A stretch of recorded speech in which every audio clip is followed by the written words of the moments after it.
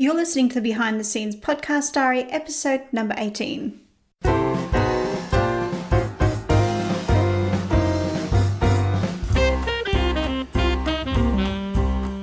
Welcome to Amelia's Behind the Scenes Podcast Diary, an exclusive look at the behind the scenes misadventures of a 30-something thriller writer. Discover how close she is to releasing her latest novel, hear exciting details about upcoming writing projects, and discover the lessons she has learned along her writing journey so you don't have to make the same mistakes. You can find the episode show notes and lots more information at ameliahay.com/podcast/BTS.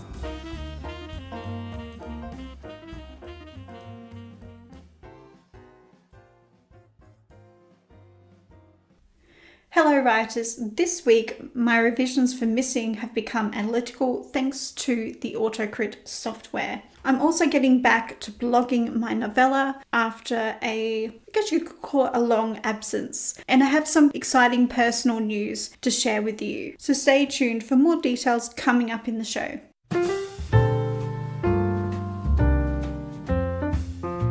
As I'm recording this episode of the podcast diary, I'm drinking a cup of lemongrass and ginger tea by T2. I love how the lemongrass and ginger flavors complement each other. The only downside is if I leave the tea bag in for too long, the tea becomes too strong to drink. And I'm the type of person who loves strong tea and doesn't add anything to the tea. I drink it straight, so that means no sugar, milk, lemon. I just drink it as is. One of the reasons why I like drinking this tea is I think I have a caffeine sensitivity. And what I mean by that is if I have more than 3 cups of green tea, I'll start feeling a little nauseated. And this tea actually makes my stomach feel a whole lot better, which is why I'm drinking it now. I think I've had 2 cups of sencha tea today and jasmine tea. As I'm recording this, it's 2:41 p.m. on a Tuesday afternoon.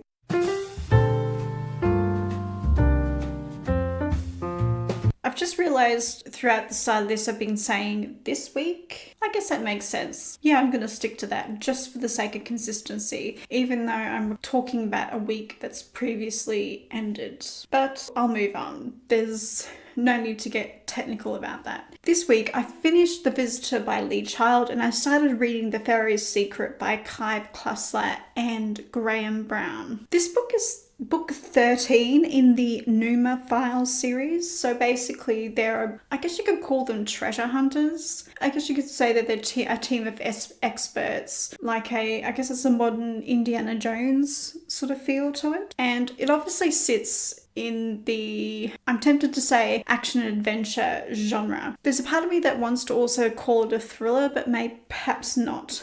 And even though this is the 13th book in the series, this is actually the first book that I've read in this series. I've read a few books in the Isaac Bell series and I absolutely love them. And so far I'm really loving this story. It's quite fast paced. There's a lot of things happening, a lot of action happening. And what actually drew me initially to this book was the front cover. I think from memory it's like black and yellow, and it's got black and yellow tones on it, and it has a picture of the desert in Egypt with the Great Pyramid. And yeah, that's really what drew it to me, other than the fact that it's called The Pharaoh's Secret. I guess I'm a bit of an ancient Egypt nerd. I'm quite fascinated by that culture, so it's really what made me pick up the book. I didn't actually turn it over and read the blurb. I guess you could say I'm an impulse book buyer. I really love buying books, and this picture on the front is really what made me pick it up and buy it. And it's actually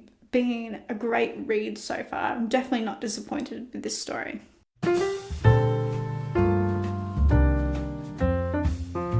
I'm super excited to announce that Roland and I have finally got around to planning our USA trip. It is a little bit late, partly because we're actually leaving on the 3rd of May and coming back on the 31st. We've actually booked those 2 important flights, that flight into San Francisco and the flight from New York to London. So we've booked those important things. We just haven't booked everything in between, other than the first 10 days. And there's a part of me that's super excited because we're actually going somewhere new this time. I've been a few times and there's a few places we really love to go, so we tend to go to those places a lot. So this time I'm finally getting to go to Las Vegas. I'm not a huge gambler, so you probably won't find me in the casinos, but I've always wanted to go because it just sounds like a super interesting place. So we're just going to go for the weekend and I'm excited. We've booked our accommodation and the accommodation just looks beautiful and it's one of those themed hotels. So hopefully in the next podcast diary, or maybe it's the one after, one of the podcast diaries in May, I will include photos of our trips and I'll include the photos of the hotel for Vegas in the week that we are in Vegas. So for the weekend we are in Vegas. So I think a few of the podcast diaries in May will be possibly a mixture of travel and hopefully writing. I'm hoping to say that I get some writing done, hopefully. So we're going for the entire month of May as I sort of mentioned. Actually, now that I've mentioned the podcast diary, I think I may record a few podcast diaries in advance and then record updates for each episode, but there might be a difference between quality because I can't take this podcast microphone with me and there's definitely going to be a difference in the quality between this microphone and the microphone that I will use on traveling. So I guess it's for me to worry about and I guess you'll find out what happens in the future. So basically Roland is going to California for work and I'm coming along just for fun. But by fun, I mean I'll be writing and podcasting and doing all those other things as usual. But during the holiday portion of our trip, I will actually be doing holiday related things. I'm not entirely sure how this is going to affect my publishing schedule, but I hope that I do find the time to revise Silence while I'm away as per my publishing schedule because I was planning on doing another revision of Silence in the month of May. And now that I'm standing here talking about this, I'm getting nervous that I may not be able to do what I want, but we'll see. I guess in theory, all I have to do is a little bit of work each day and that should be fine. Fingers crossed. I'm going to be an optimist. I won't be pessimistic.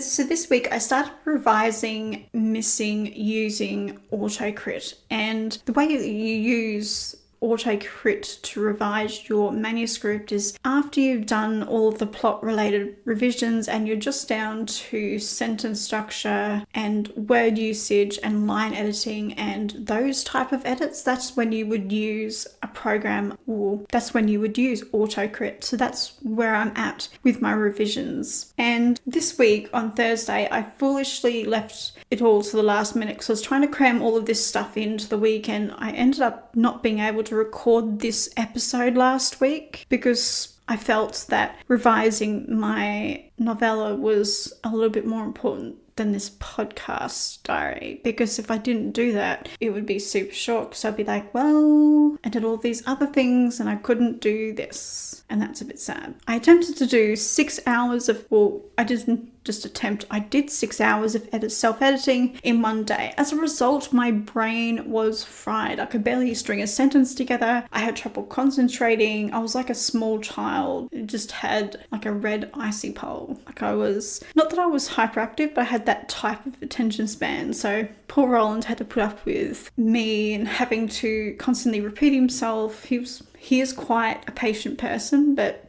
yeah.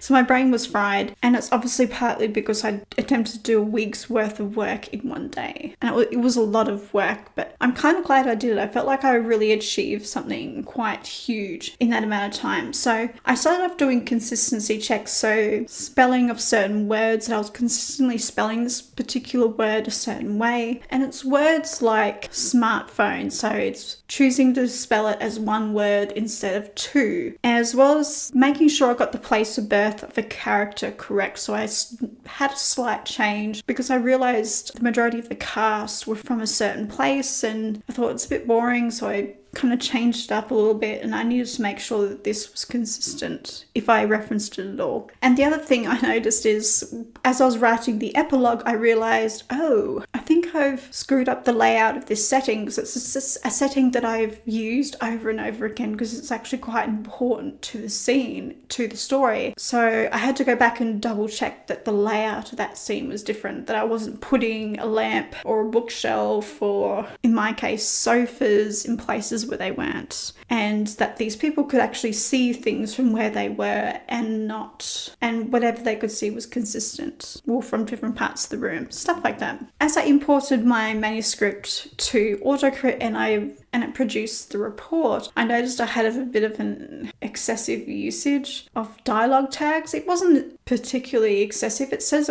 I was about average, but I was like, ooh, this is quite a bit. There were a few words that were flagged as you need to reduce the number of these because you've overused these. So I had to go through and check those. So basically what I particularly do when I write dialogue is they'll say what they need to say, and then I'll say he said, or name of this character said, and sometimes I'll follow that up with an action. Like I'll point out that he was saying this as he was doing this or reacting in a certain way, and sometimes that's quite redundant because it's technically you got two dialogue tags, especially if there's the character's doing an action, because when a character's talking and doing an action, you don't need to point out that they're actually talking because you get it, because they're doing an action while they're talking. In some cases, these actions were changed just to an action without the official dialogue tag, but sometimes that official dialogue tag was necessary because it sounded a bit weird to me without the he said, she asked, whatever tag that I used. I sort of felt like in some instances that this was actually necessary. There's a part of me that thinks that I still need to go through and give each character a specific voice in terms of dialogue, but that could be over analysis talking. I may need to just give a few people a few pet phrases and just go through and slightly change the way they construct a sentence just to make them sound a little bit unique, but not over the top. But again, like I said, that this just could be over analysis talking.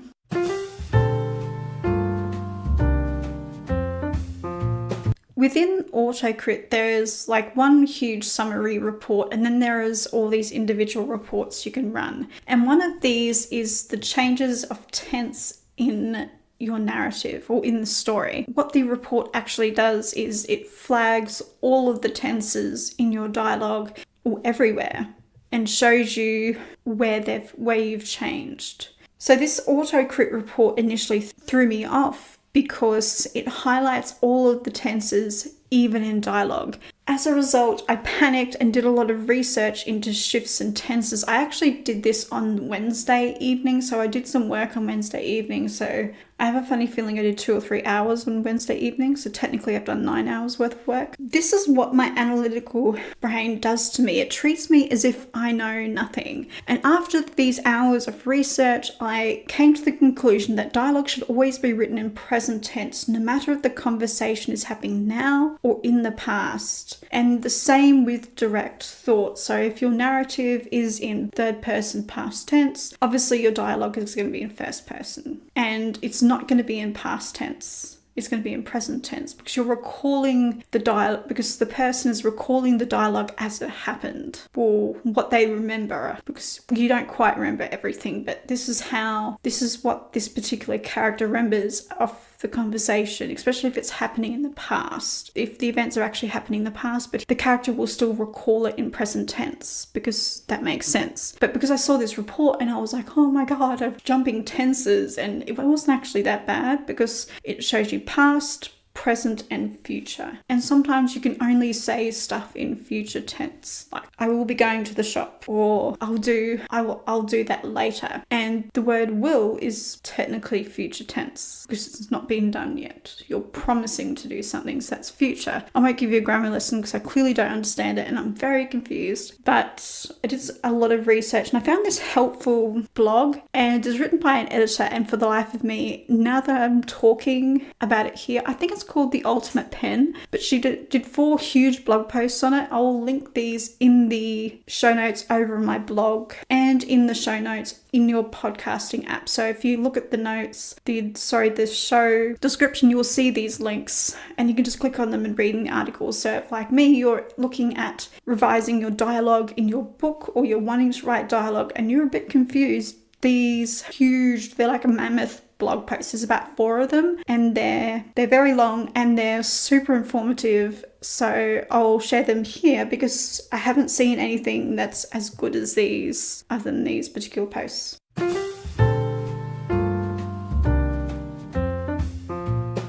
So guess what? I finally made a decision about something and I'm kind of excited about it. I've been on the fence about this for some time, and that's professional beta reading for missing. And I've also wanted to do it for smarter goal setting as well, but I'm not 100% sure whether I will actually. But in terms of professional beta reading for missing, I finally decided to commission a beta read because I'm in a headspace where I need feedback. Like I can see, even though I've put my book in AutoCrit, I can see that I've got quite a high score and it's well written, but there's part of me that secretly thinks my book sucks. Actually, it's not a secret. I've said it a while now, and I need to get myself out of this really insecure headspace, because knowing my luck, it's not actually as bad as what it seems. It's just I've been overanalyzing it, and I'm so familiar with the book now. I can't get an honest perspective anymore, and Roland's super busy, and I've been kind of nagging him about it. Well, maybe not nagging. I've been sending him subtle hints about it, and he's got things to do that from his perspective are more important than my book. So I sort of felt I need to get a professional beta read to help me out, and maybe even 2. Actually, I'll do 1 for now, and yeah, we'll see how it goes. So in light of this, I found a company that offers professional beta reading, and I plan on contacting this company next week or this week as I'm recording the podcast diary. And this particular company, I've read their website and they do a report. I'm gathering from the information that they've provided about their service that this will give me the reassurance or point me in the right direction, possibly both. So I'm not expecting this to be perfect. I'm hoping they're going to point out plot holes that I've missed, and there is a scene that I'm bored with in the story, but it could be because I've revised it like 4 times now and I'm just bored with my story, as opposed to if someone read this for the first time, they may not necessarily be bored. And that's what these professional beta readers do. They read it as a reader, and certain people only do certain genres. So yeah, I need to contact them next week and figure out whether they have time and ask a whole bunch of other questions.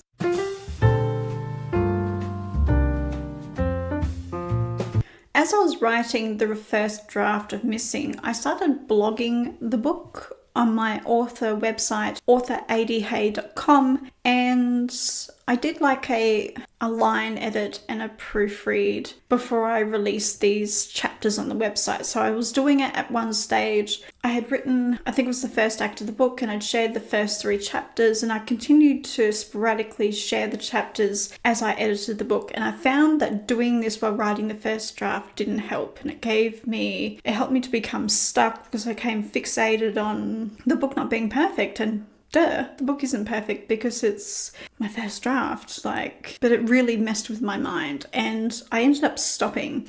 But I'm back to blogging my novella. So what I did was I updated the current 8 chapters on the blog based on the revisions I've made so far. And as a result, I decided to continue adding chapters right up until the end of Act 1. So chapter 9 is currently up and chapter 10 will be up sometime this month. I haven't decided, and sorry for the constant pings you're hearing in this recording. I've set stuff to silent mode and it's just like my phone is doing its own thing. My phone, my watch, my computer, they're all like, so you think you want to be on silent, do you? Well, I've got news. See, my device is, getting revenge or something. But back to blogging my novella. Yeah, so I've added scenes I plan on adding scenes up to the end of Act 1. And after this, I want to commission some character artwork. And then I want to share an interview with my character James Lalonde on my website. So it'll be me interviewing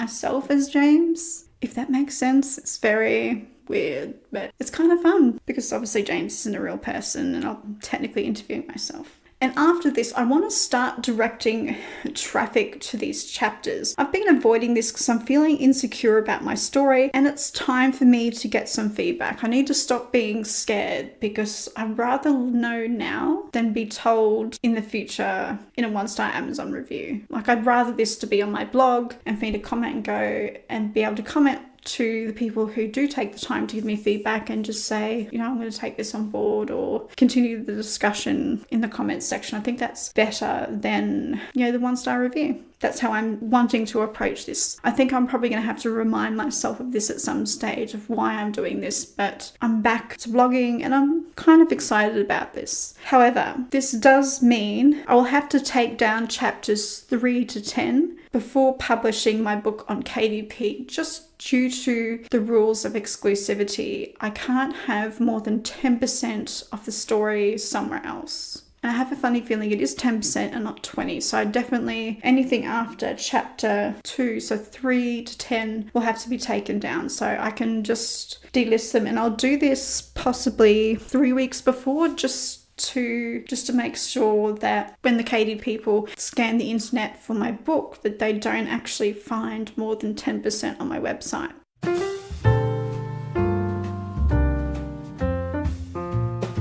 In terms of smarter goal setting, I feel a bit bad by sharing this, but I didn't make any revisions for smarter goal setting last week, partly because it was a short working week and I ran out of time. But this week, I plan on adding actionable steps at the end of the chapters. What I mean by chapters is I aim to put actionable steps at the first 3 chapters of smarter goal setting. And if I get any more chapters done other than those first 3, then I'm going to call that a win. Last week, I also purchased a self-help report by Alex Newton at K-Lytics.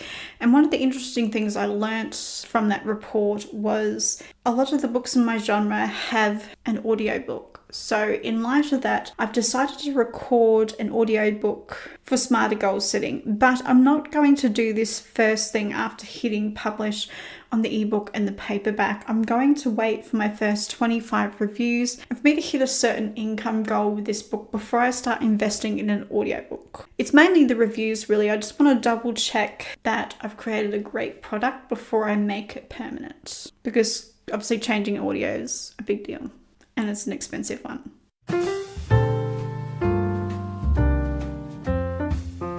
So that's what I got up to last week. I'm hoping in the next behind the scenes podcast diary, which will be episode 19, that I will have finished the self-editing phase for Missing and submitted a story to a professional beta reader, or at the very least contacted the company about their availability. And depending on my experience, I probably will talk about the company that I reached out to and used, and talk about my experience of beta reading through them and just my thoughts on professional beta reading in general. Thanks for listening, and happy reading and writing, everybody. Thank you for listening to Amelia's Behind the Scenes podcast diary. If you love this episode, then hit the subscribe button and leave a review on your favourite podcasting app. I'm your host, Amelia, and I'll see you next week for another diary episode.